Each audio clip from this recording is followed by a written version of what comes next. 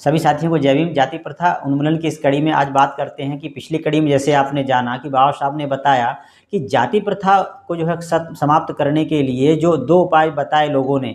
तो बाबा साहब कहते हैं कि जो जाति प्रथा को समाप्त करने के लिए लोग जो ज़्यादातर उपाय बता रहे हैं कि एक तो उपजातीय समाप्त कर दो और दूसरा जो है अंतरजातीय विवाह यानी बेटी रोटी का संबंध करो।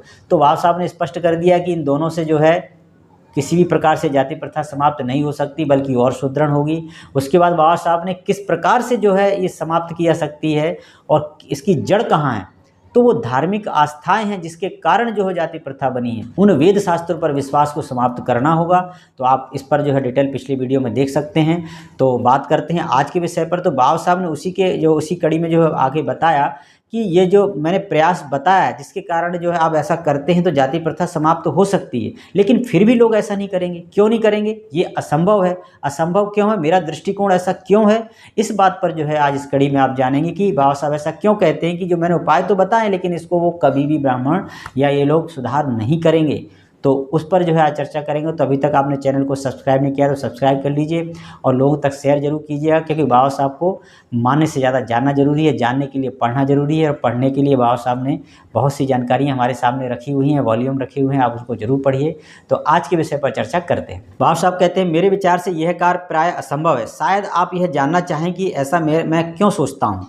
जिन कारणों से मैंने यह दृष्टिकोण अपनाया है उनमें से ऐसे कुछ कारणों का उल्लेख करूंगा जिन्हें मैं अत्यंत महत्वपूर्ण समझता हूं। उन कारणों में से एक है विद्वेष भाव जो ब्राह्मणों ने इस समस्या के प्रति प्रदर्शित किया है। उनके अंदर ऐसा है, ब्राह्मण राजनीतिक तथा आर्थिक सुधार के मामलों के आंदोलन में सदैव अग्रसर रहते हैं, इन दोनों में तो कि राजनीतिक में हो या आर्थिक में हो, लेकिन जात पात के बंधन तोड़ने के लिए बनाई गई सेना में वे शिविर अनुयायी के रूप में भी नहीं पाए जाते। क्या ऐसी आशा की जा सकती है कि भविष्य में इस मामले में ब्राह्मण लोग नेतृत्व करेंगे? क्या वास्तव में इसके लिए वो आगे आएंगे जाति प्रथा को समाप्त करने के लिए? कभी नहीं आएंगे। क्यों नहीं आएंगे? बाबा साहब कहते हैं कि मैं कहता हूं नहीं। आप पूछ सकते हैं क्यों, आप दलील दे सकते हैं कि इसका कोई कारण नहीं है कि ब्राह्मणों को सामाजिक सुधार से क्यों दूर रहना चाहिए।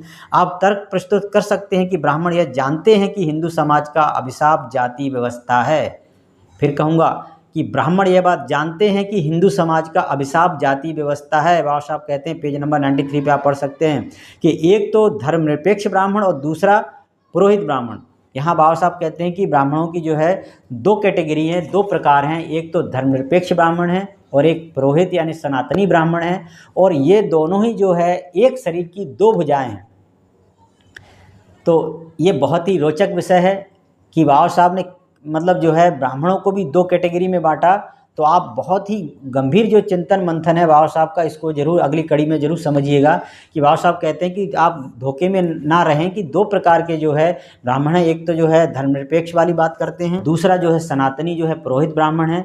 और ये दोनों ही जो है मतलब एक सिक्के के 2 पहलू हैं। तो एक यदि मतलब उसको कुछ होता है तो दूसरा उसके लिए आता है, दूसरे को होता है तो वो पहले वाला आता है। इस तरह से जो है एक शरीर की 2 भुजाएं हैं, लेकिन आपको ऐसा लगेगा, देखने में ऐसा प्रतीत करते हैं कि ये दोनों अलग अलग हैं।